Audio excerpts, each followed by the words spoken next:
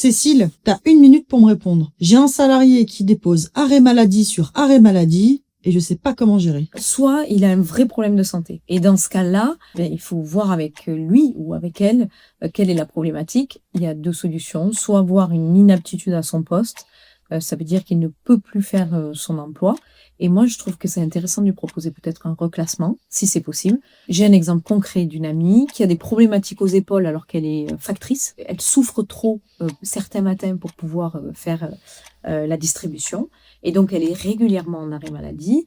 Eh bien, la Poste doit pouvoir lui proposer un emploi, par exemple, en bureau, avec une formation pour pouvoir s'adapter à ce nouveau métier. La deuxième option, c'est quelqu'un qui soit n'a plus envie de rester dans l'entreprise et donc fait des arrêts maladie réguliers parce qu'il vient que quand il en a envie. Et dans ce cas-là, il existe une procédure qui est pas si facile que ça à mener, mais qui se fait, qui s'appelle le licenciement pour désorganisation de service. On peut licencier quelqu'un qui est trop souvent absent avec des je pars, je reviens, je pars, je reviens. Il faut pouvoir prouver que ça désorganise vraiment l'entreprise, qu'on ne peut pas le remplacer, qu'on n'arrive pas à pallier à son absence. Donc, c'est une procédure de licenciement. La première chose à faire, c'est quand même de comprendre pourquoi il est en arrêt maladie.